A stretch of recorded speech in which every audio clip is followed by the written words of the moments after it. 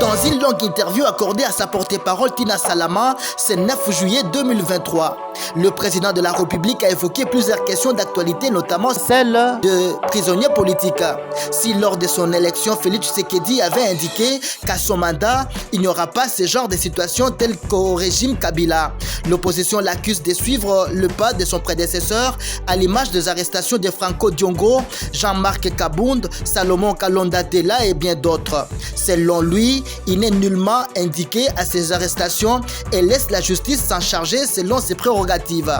Je vous jure devant Dieu, je ne suis intervenu dans aucun cas de ce pays pour demander l'arrestation ou la libération de quelqu'un parce que je veux que la justice soit indépendante. Moi, je crois que nos institutions doivent toutes être libres d'exercer leur pouvoir, a-t-il fait savoir. Cette prise de position n'est nullement validée par une frange de l'opposition qui l'accuse de ne pas tenir parole à l'image des cachots au sein de services de sécurité comme à l'ANER qu'il avait pris la décision de supprimer.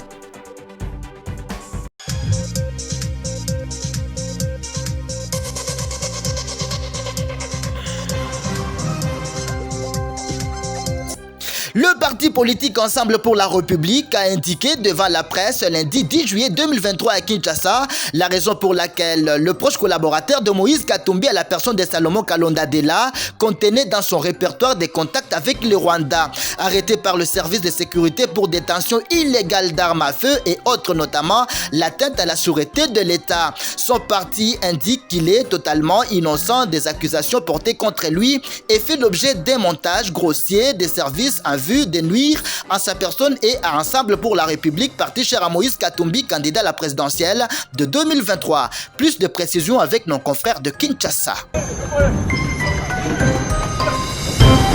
Voilà un mois déjà que le conseiller spécial de Moïse Katumbi, Salomon Kalonda dit Escadela, est incarcéré dans les geôles militaires d'Indolo. Une privation de liberté que son parti politique, Ensemble pour la République, qualifie d'injuste. Pour ce faire, une mise au point a été faite ce lundi 10 juillet 2023 par le secrétaire général du parti, Dieudonné Bolengitenge Balia, devant la presse congolaise et étrangère. Mesdames et messieurs de la presse, merci de votre présence et de votre attention. Comme nous le savons tous, vous et moi, le 30 mai dernier, aux environs de 10 heures, alors qu'il s'apprêtait à embarquer à bord d'un avion vers Lubumbashi, on parlait de la détention illégale d'une arme de guerre, de l'atteinte à la sûreté de l'État, vu de réaliser un coup d'État pour y placer un Katangais.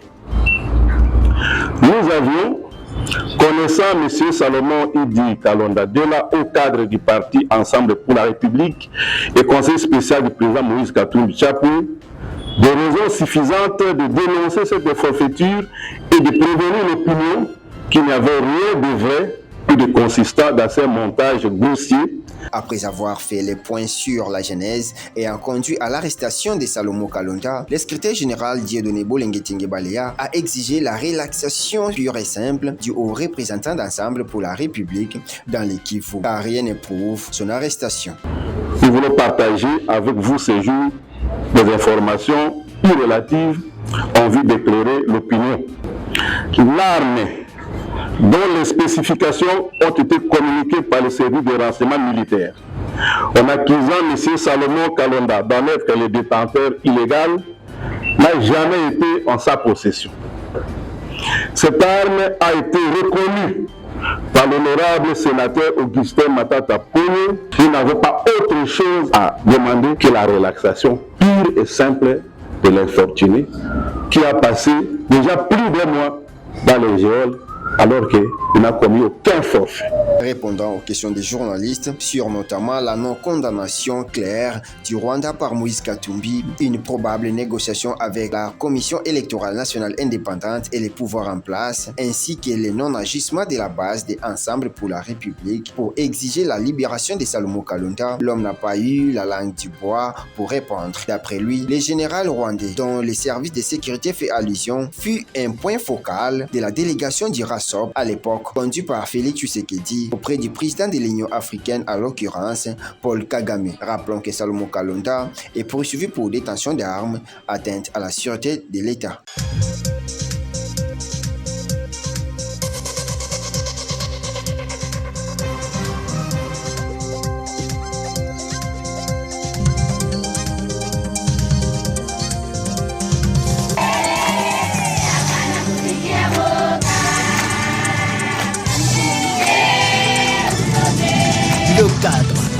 parti politique ACO et coordonnatrice nationale de la CKM, Blanche Luguma, continue à matérialiser l'idéologie de son parti cher à Tani Banza Maloba sous le leadership de Christian Kitungwa, dit les Magufuli du Tanganyika. Blanche Luguma s'est rendue ce dimanche 16 avril 2023 à Kabimba, chef-lieu du territoire de Kalemi, pour la dynamisation et l'adhésion massive de cadres de base de différentes couches sociales à Kabimba. Yote njo inaeneza province yetu ya Tanganyika, na njo mwenye anatusimamia ni Christian Kitungwa Mubeba Magufuli wa Tanganyika.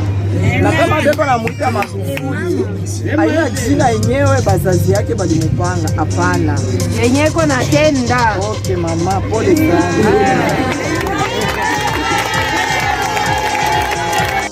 Un accueil chaleureux habituel a été réservé à cette grande personnalité arrivée à 12h à Kabimba.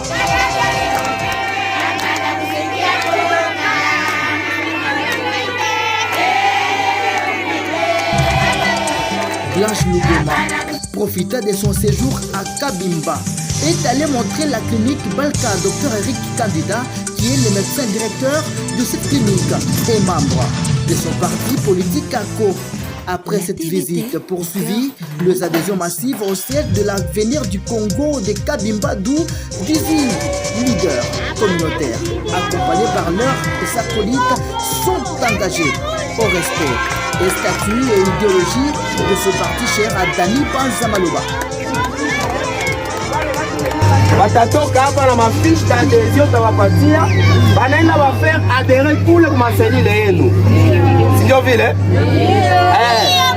Acha kama watafanya komite ya adhesion kwanza wasimike makamati yabo. Sio vile? Mapolo sitasite batabeba ni juu ya batu yabo benye batatia mu komite kwa maselile. Sio vile? Upate cha mkimbie. Kamba Isaac. Kisha nyuma sasa sabalisha kupata ile 6 personnes wapatia sasa mapolo zingine wale watu wenye walisha jiadere kwa maselile wapatia mapolo wanawagabulia.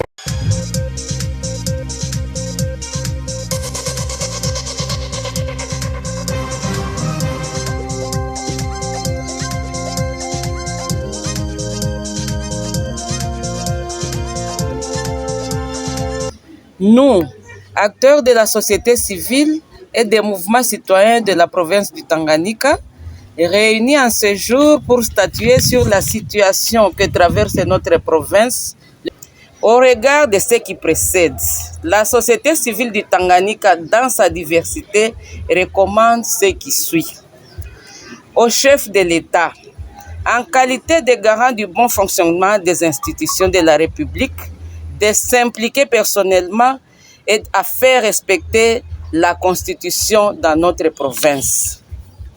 À la Cour constitutionnelle, malgré que nous nous plions devant l'arrêt réhabilitant Madame le gouverneur, laquelle Cour s'est penchée sur la forme et non sur le fond de la motion, accusant Madame la gouverneure d'une gestion opaque des ressources de la province, nous demandons la révision de ce jugement rendu en tenant compte de l'aspect fond de la dite motion.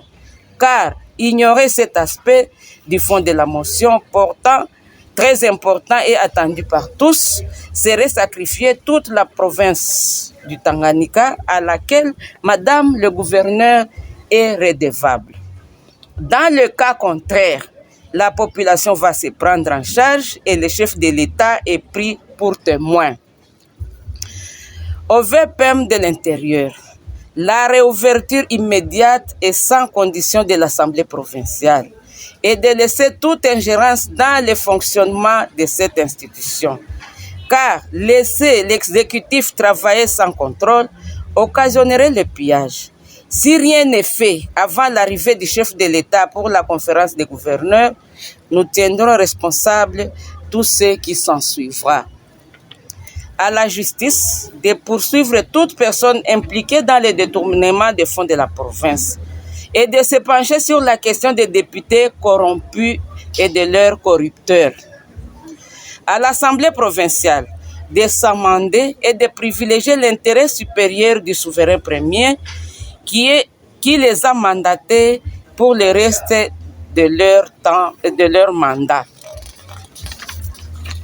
À l'exécutif provincial de respecter les principes de redevabilité vis-à-vis de la population et de ne plus importer la main-d'œuvre en laissant la main-d'œuvre locale.